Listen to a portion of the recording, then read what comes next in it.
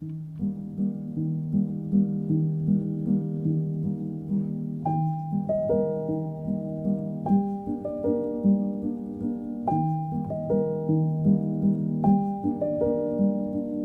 actual definition of art is not a painting. The actual definition of artwork is there is the artwork, there is the response of the viewer to the artwork. Art is not the artwork. Art is the art show. People go there and see it. The artwork is supposed to promote discourse. So in that sense, the artist is real powerful. Central Florida is greatly underrated for the amount of talent we have here in the artistic nature.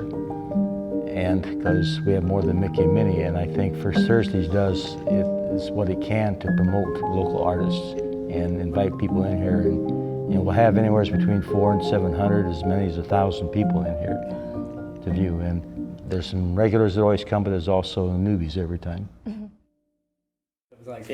It was extremely quiet, okay, in the beginning.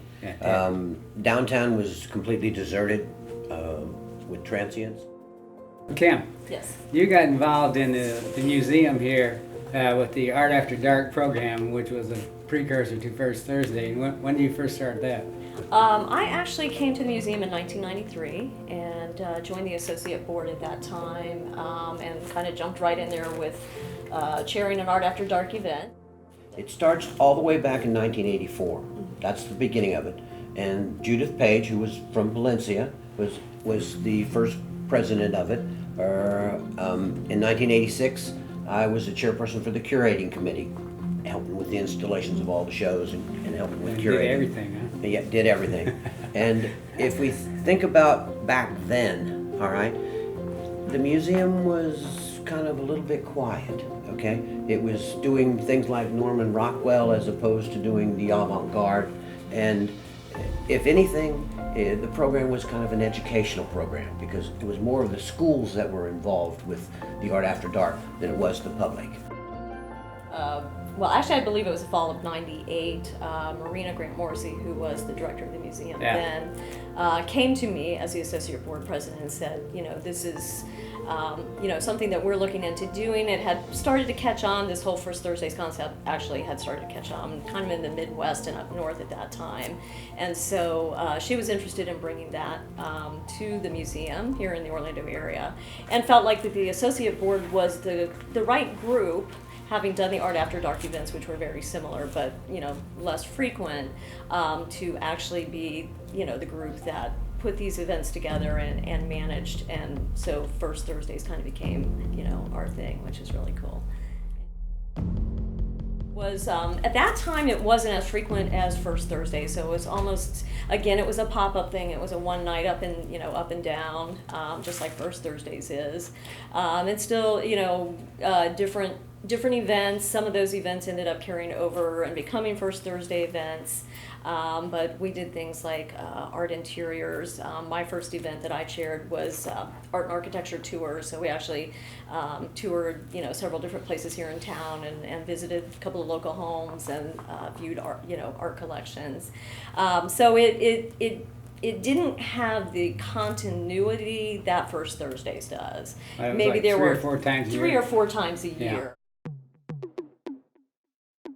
Before that, all the Art After Darks were in the back left side, you know what I'm saying? And we'd do them, but the minute that the rotunda was built, we've been doing them in the hallways and in the front, and it's just been more pleasant. Yeah, well, actually, the expansion was for the Imperial Tombs of China in 1997. Yes, it was. Is that when it was? Yeah, that was when it actually was expanded, but it definitely certainly changed. It changed the museum. The venue, tremendously in terms of the Art After Dark and making it a much more effective. Yes. Yeah, we were kind of down a hallway. Yeah, we were in the back. Way in the back. All the way in the back. Yeah, you can find the creative people in the back there. In the back hall. So Steve, when did you come in? That was what, 98?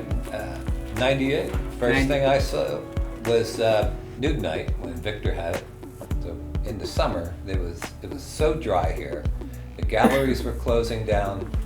I'd say 100 galleries opened and closed in a few years. Finally, we got the fact that the museum had something every month, then opened during the summers. We also had Oval, and we had Avalon. We had so many more places to go, and it really was a desert downtown in 97, 98 when I was here. A lot of wig shops, a lot of homeless people, a lot of panhandlers. A lot of vacant lots. I mean, there was vacant everything, and Brenda Robinson said she would open up downtown to artists. It didn't happen. Just oval.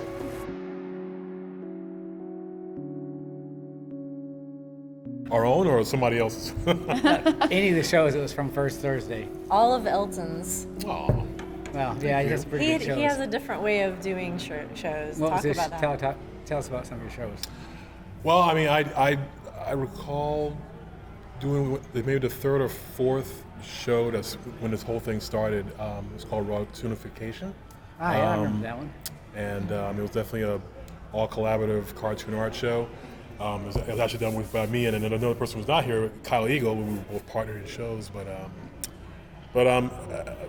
that was definitely the very humble beginnings. There was a lot of mistakes and a lot of pitfalls, I guess, because I mean everything was in its infancy, so rules would change. I mean, it was definitely a great time. So I would say that stand out the most to me in my head because it's obviously a beginning show, but the shows afterwards, I mean, there's been so many, and I think every show, particularly the first 3 years, have been probably great because so much has happened and different methodologies of how to do a show. So many talents came back then. I mean, the shows, in essence, started during a time when getting real estate for artwork was hard.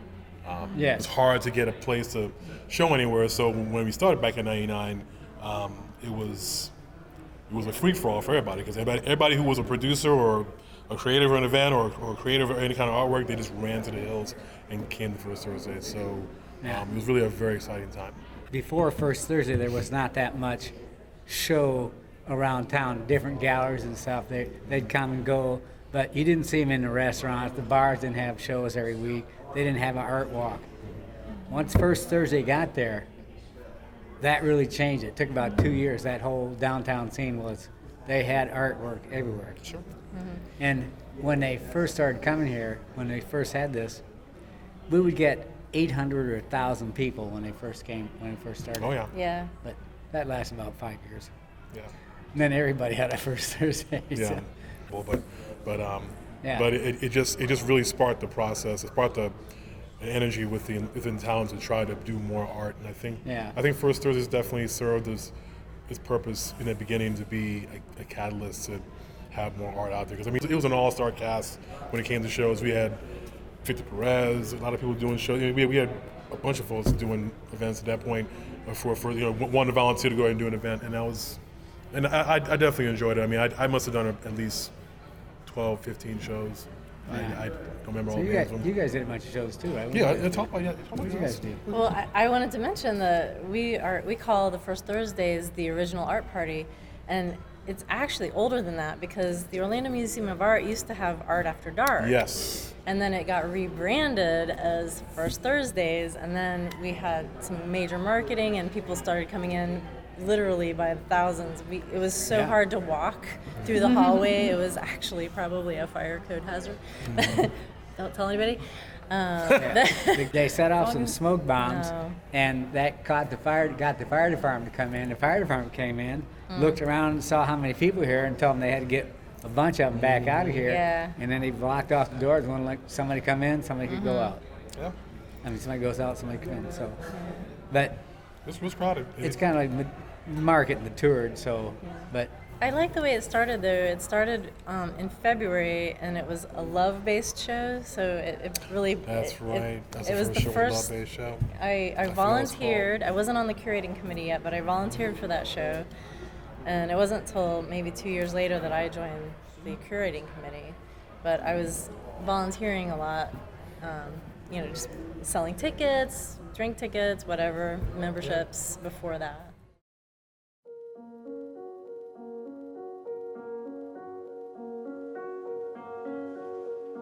I think the museum, the most amazing thing about it is when you think about a museum, it's a lofty kind of a frou-frou, intimidating place to go and visit art, because we think about it as only the masters are here. And I think what Orlando Museum of Art has done successfully is engage the community, not just our local community. I know when I first joined the curating committee, I was actually a professor at Full Sail. So I had the opportunity to bring my students and bring the Full Sail faculty into a show at Orlando Museum of Art.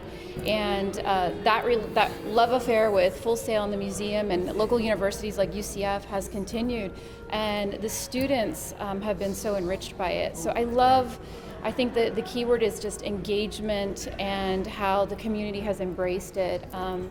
The show that I'm most proud of, you all already know, was done in honor of a friend of mine at Full Sail. We were talking about how much we love art, but it's always, it can be cost prohibitive. Not that it's not worth it, but it can be cost prohibitive. You can love an art, but how do you support an artist without buying their art?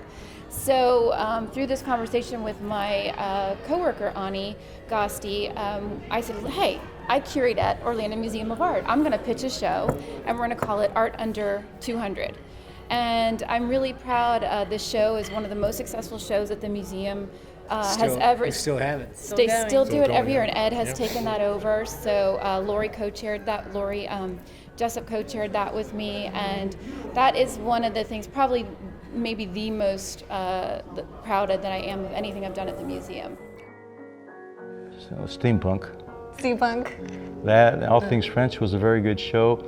Eva Krasinski's shows are always big, and my personal favorite is the December show, which is under $200, which I happen to be chairperson of. The steampunk show is one of my favorites because it's just such a very different theme. Yeah. You know, with all the, it's just really cool. And plus the guests tend to dress up Yeah, in their that's fun. costume. So that's a lot of fun. Of course, the Artist Registry show, it's been called Florida Grown each year, is of course one of my favorites. We have really a strong group of artists. In fact, last month I was told that ours was the best show some people had ever seen of the first Thursday's event, which tickled me. But we have very well-established artists. They're mature, they know what they're doing, and we get the cream of the crop here. So those are my two very favorite shows, but there are others that I like as well.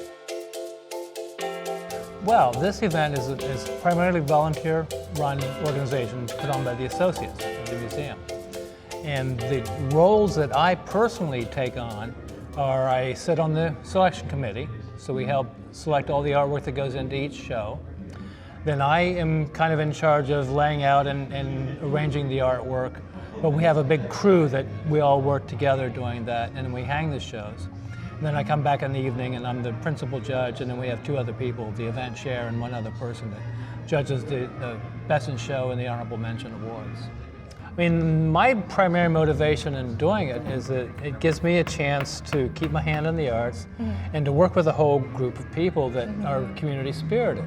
When I ran Dau.Gallery, I was really running it by myself. I was hanging the shows by myself. I was selecting the artists by myself.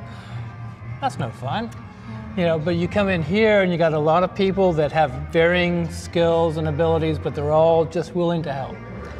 And that's just the hanging of the show. And then tonight at the event, you've got volunteers at the front desk, you got people selling drink tickets, you got people, sometimes they're interviewing guests to see what they think about the show. I mean, just a myriad of effort. And it's all community oriented, all people volunteering to make this event happen. And it wouldn't happen without us. I remember one of my shows being really well received, and it was one of those shows, when I chair a show, it's not just about 2D art that you can hang on the wall.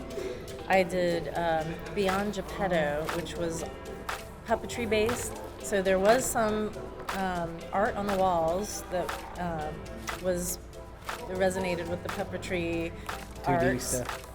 But there was sculpture. There was John Kennedy, who works with Sesame Street, had his huge panda and it's animatronic, and people could hold the remote control and get it to talk and look around.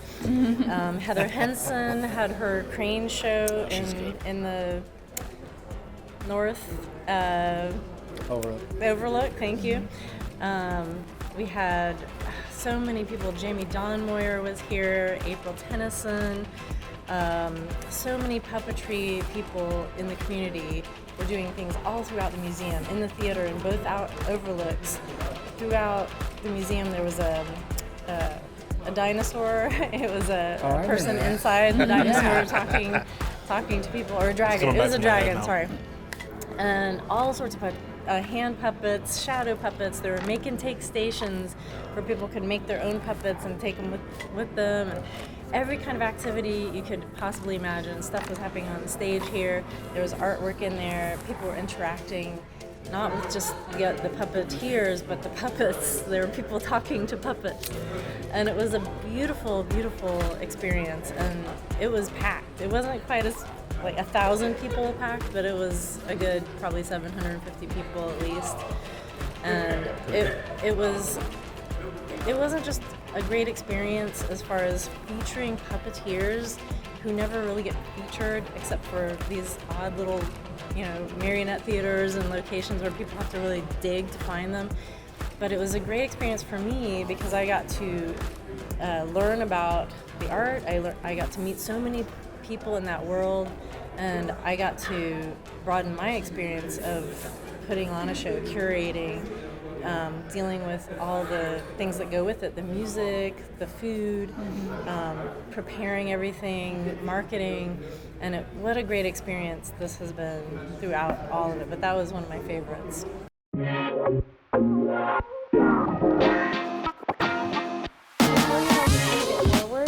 I just take a minute So I actually have a ring on that I never take off. Not my wedding ring, not this Because heirloom. it's too small. No, this ring, it is not the fanciest piece of jewelry I've ever made, but this is a ring that I made in your class. And you taught me how to reticulate metal. And I use this as a metaphor for my life because I've had a lot of ups and downs, as we all do in life. And the beautiful thing about this ring is that But you get wrinkles? you get the wrinkles. To get these wrinkles, to get these rivers and wrinkles, you literally have, and Jim taught me this, you have to blow the torch. You're using the wind of the torch, and you're 1 second from destroying the piece. That's how you get these wrinkles. You melt the surface, but not the metal. You melt the surface, but not the metal. But this is just a few seconds before this could turn into a little dot and just be nothing. A blob. So this is my metaphor for my life. Whenever I go through trials and tribulations, I look at this ring and I say to myself, I'm being reticulated.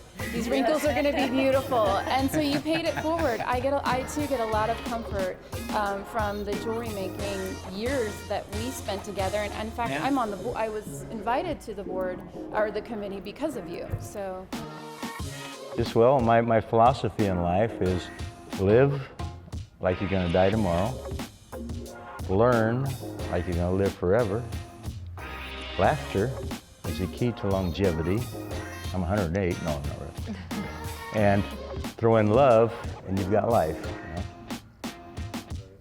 Live, learn, laugh, and love. I think I would like to see the next generation continue that, the attitude of progressive, moving forward, making sure that we're not just showing safe art. I think that's the one thing that the First Thursdays is able to do that the museum can't necessarily do. They're beholden to donors and board members and the community at large. So I really hope that those people that take over in the future will, like I said, continue that spirit of showing progressive art, embracing the local art community, and continuing to inspire, educate, and keep talking about what's relevant through art in our society today. I'd like to see more diverse artists. It's been white since I came here. There's so few artists of color or different ethnicities. We're trying to bring in more people of color, diversity. I want them to step forward and jump in and take our place, become part of us.